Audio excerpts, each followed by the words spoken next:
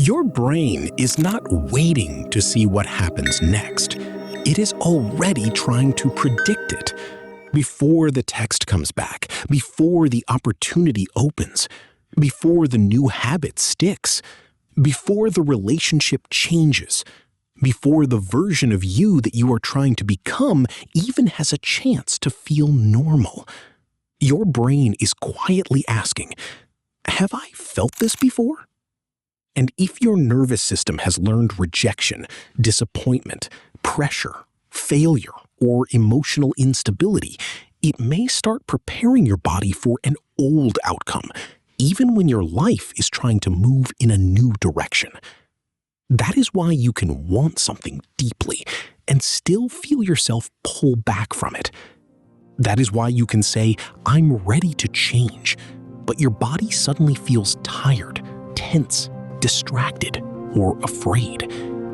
And that is the deeper layer we are going into in this new Heal Calmly series, the brain that predicts reality.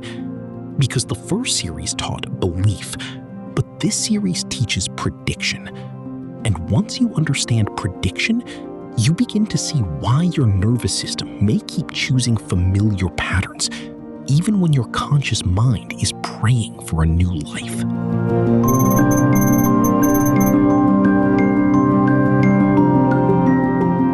Let's make this real. Imagine you send a message to someone. They do not respond right away. Nothing has technically happened yet. There is no rejection, no argument, no proof, no final answer. But your body reacts anyway. Your chest gets tight. Your stomach drops. Your mind starts filling in the blanks. Maybe they're upset. Maybe I said too much. Maybe I'm being ignored. Maybe this is happening again. And before reality gives you evidence, your nervous system has already created a story. Not because you are dramatic. Not because you are weak.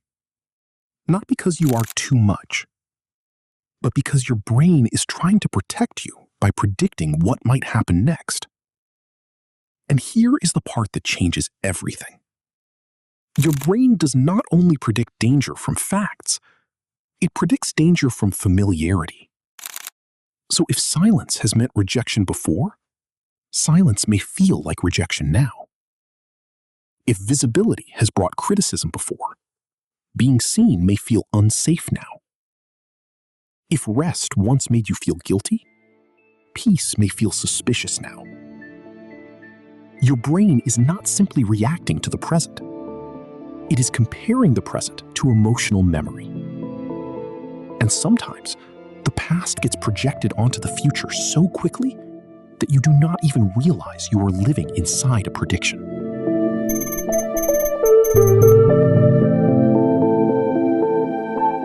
Prediction or truth? And I want you to stay with me, because near the end of this video, I'm going to ask you a simple quiz question. Which one usually comes first? The fact, the fear, or the body's prediction? The answer matters because once you see it, you will understand why nervous system regulation is not just about calming down. It is about helping the brain update what it expects from life.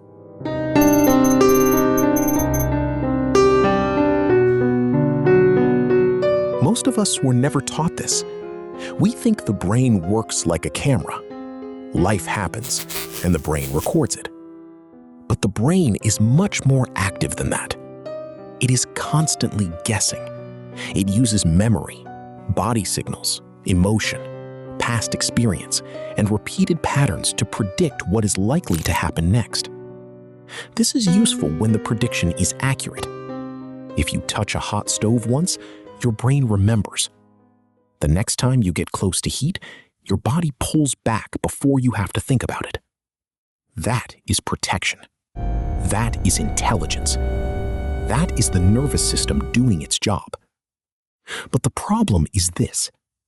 The same system that protects you from real danger can also protect you from unfamiliar growth. So when you try to become more confident, your brain may predict judgment. When you try to receive more love, your brain may predict abandonment. When you try to earn more money, your brain may predict pressure, failure, or responsibility you cannot handle. When you try to rest, your brain may predict that you are falling behind. And suddenly, the new thing you wanted does not feel exciting anymore. It feels unsafe. Not because it is wrong, but because it is unfamiliar.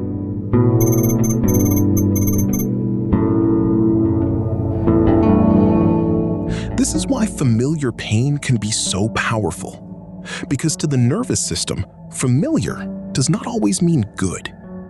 Familiar means known. And known can feel safer than unknown, even when the unknown is healthier. This is why someone can leave a chaotic environment and still feel uncomfortable in peace. This is why someone can finally get a good opportunity and suddenly feel the urge to procrastinate. This is why someone can start healing and then feel tempted to go back to the old version of themselves. Not because the old version was better, but because the old version was predictable. The brain likes predictable. The body likes what it knows how to survive. And sometimes, before your conscious mind can say, "This is what I want," your nervous system is already saying, "But do we know how to survive this?" That is the question underneath so much resistance. Not, "Do I want it?" but, "Does my body believe I can safely have it?" Pause there, because that sentence explains a lot. It explains why desire alone is not always enough. It explains why affirmations can feel powerful one day and empty the next. It explains why people can visualize a better life, then return to the same emotional pattern. Because the mind may want the new reality, but the body may still be predicting the old one.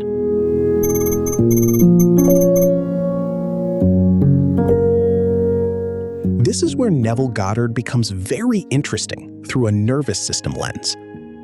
Neville taught the importance of living from the wish fulfilled, not begging for the future, not chasing it, but occupying the inner state of the person who already is. Now, from a nervous system perspective, this is not about pretending. It is about emotional familiarity. Because if your desired reality feels completely foreign to the body, your nervous system may reject it before it has time to settle. You can say, "I am chosen," but if your body is bracing for abandonment, the words may not land. You can say, "I am wealthy," but if your body associates money with danger, conflict, or pressure, the words may create tension instead of safety. You can say, "I am safe to be seen," but if being seen once meant criticism, shame, or punishment, visibility may trigger protection. So the deeper question is not just, can I imagine the new life? The deeper question is, can my nervous system tolerate the emotional state of that life long enough for it to become familiar? That is the bridge. That is where belief becomes embodiment. Not by force, not by pressure, not by shaming yourself for doubting, but by slowly teaching the body that the new state is safe enough to stay in.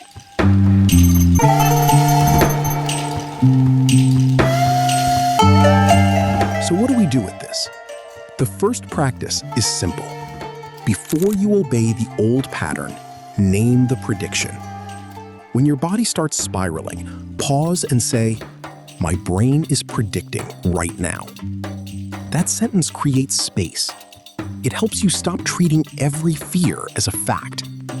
Then ask, is this based on what is happening right now or what has felt familiar before? That question is powerful because old predictions often disguise themselves as truth. For example, the fact may be, they have not replied yet, but the prediction says, I am being rejected. The fact may be, this opportunity is new, but the prediction says, I am going to fail. The fact may be, my body feels uncomfortable, but the prediction says, something bad is about to happen. Those are not the same thing. And when you separate the fact from the prediction, you give your nervous system a choice. Not a perfect choice, not an instant transformation, just a small opening.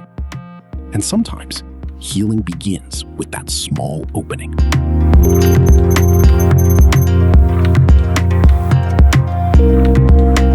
Here is the part most people skip. You cannot just argue with the prediction.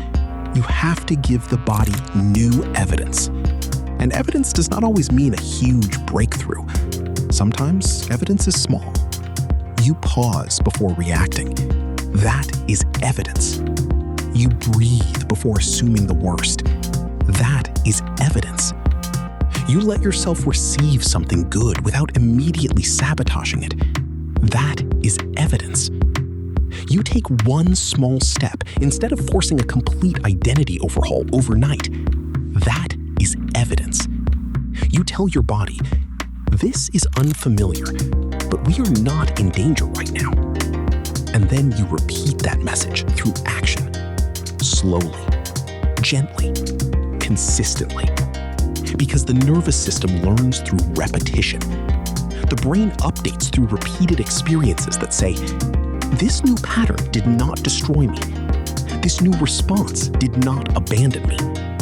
This new identity did not make me unsafe. That is how prediction changes. Not because you yelled affirmations louder, but because your body gathered new proof. This is why regulation matters. Regulation is not just calming yourself down. Regulation is teaching your brain. You do not have to build the future only from the past.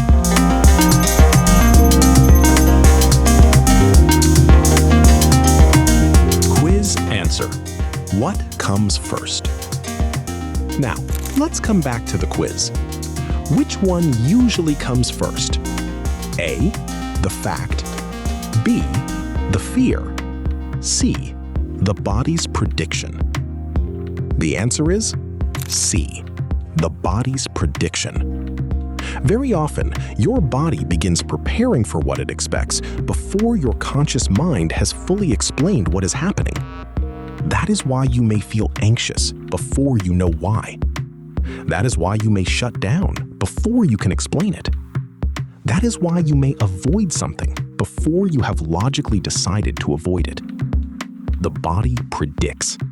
Then the mind creates a story that matches the state. So when your nervous system is regulated, your mind has more room to choose a different story, a softer story, a more accurate story, a more present story, a story that says, this feeling is familiar, but it does not have to become my future.